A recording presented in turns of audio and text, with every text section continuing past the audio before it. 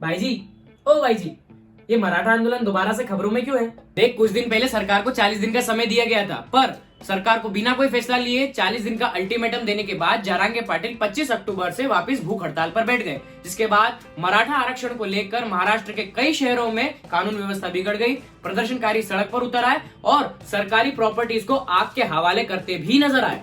और सिर्फ सरकारी प्रॉपर्टीज नहीं, बल्कि सरकार में बैठे बीड जिले के माजल गांव में अजीत पवार गुट के एनसीपी विधायक प्रकाश सोलंकी का बंगला भी जलाकर खाक कर दिया, फूक दिया। साथ ही साथ इस दौरान बंगले में जो 2 व्हीलर खड़ी थी वो भी जलकर खाक हो गई। ऐसा हुआ भाई। भाई जी, तो पुलिस क्या कर रही थी?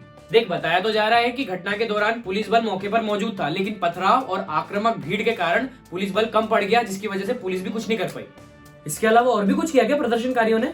भीड़ के एसपी नंद कुमार ठाकुर ने अगले दिन समाचार एजेंसी पीटीआई को बताया कि अब स्थिति नियंत्रण में है।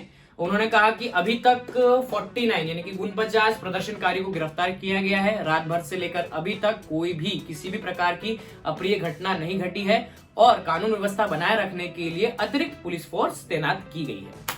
प्रदर्शनकारियों की ओर से सुसाइड भी किया ना कुछ लोगों ने? हाँ यार, ये मराठा आंदोलन हिंसात्मक होने के साथ साथ जानलेवा भी होता जा रहा है। आरक्षण की मांग को लेकर कई युवा अपनी जान दे चुके हैं, पता है? हाँ, कोई सुसाइड नोट में आरक्षण का जिक्र कर रहा है तो कोई दीवारों पर लिखकर।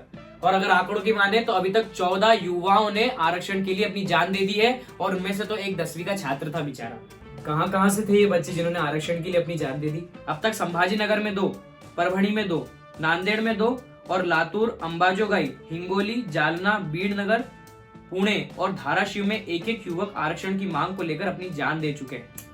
और ये सिर्फ पिछले 1.5 महीने के आंकड़े हैं।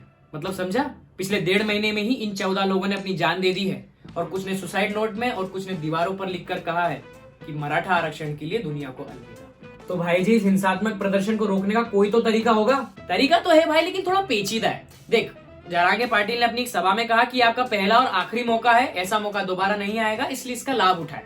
हमारी मांग है कि महाराष्ट्र के पूरे मराठा समुदाय को कुणबी प्रमाण पत्र दिया जाए। फिलहाल पार्टियों और गुटों को जाने दीजिए।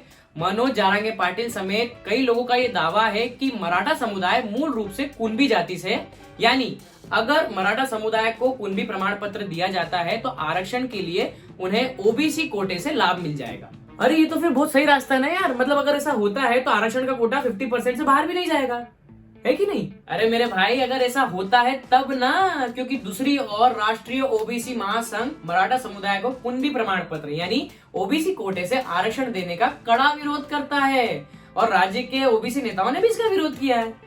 हाँ, इसके चलते राज्य के मराठा और ओबीसी समुदाय आरक्षण के मुद्दे पर एक दूसरे की मांगों के खिलाफ खड़े हो गए। फिलहाल राज्य में ओबीसी कोटे से आरक्षण 19% है। ओबीसी समुदाय के संगठनों का कहना है कि अगर इसमें मराठा समुदाय को शामिल किया गया तो फिर आरक्षण का फायदा नए प्रतिभागियों को होगा। ओबीसी समुदाय का कहना है कि हमारा विरोध मराठा आरक्षण से नहीं है, बल्कि ओबीसी कोटे से आरक्षण देने को लेकर है। उनका कहना भी सही है यार। ये तो सच में पेचीदा है यार। तो अब क्या कर रही है सरकार? फिलहाल तो सरकार ने मराठा समुदाय को कुणबी प्रमाण पत्र जारी करने की प्रक्रिया को तय करने के लिए नियुक्त समिति के लिए समय सीमा 24 दिसंबर तक बढ़ा दी है। और आगे बताओ। उधर कोर्ट ने कहा कि ठाकरे गुट और शिंदे के नेतृत्व वाली प्रतिद्वंदी शिवसेना के द्वारा एक दूसरे के विधायकों के खिलाफ दायर अयोग्यता याचिका पर 31 दिसंबर को आदेश पारित किए जाएंगे, जिसके चलते उद्धव ठाकरे बहुत जोश में आ चुके हैं। अच्छा, क्या प्रतिक्रिया क्या है उद्धव ठाकरे की? शिवसेना प्रमुख उद्धव ठाकरे ने शिंदे सरकार को आगाह कर दिया है। उन्होंने मंगलवार को कहा कि 31 दिसंबर को महाराष्ट्र एकनाथ शिंदे की नेतृत्व वाली सरकार को अलविदा कह देगा। उनका यह बयान सुप्रीम कोर्ट की ओर से महाराष्ट्र विधानसभा अध्यक्ष राहुल नार्वेकर को निर्देश दिए जाने के एक दिन बाद आया है। अच्छा, और आगे क्या? अबे फिलहाल के लिए इतना ही।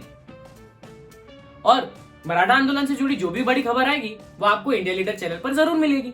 तब तक आप इस वीडियो को लाइक और शेयर करें और साथ ही साथ चैनल को सब्सक्राइब भी करें। Thank you.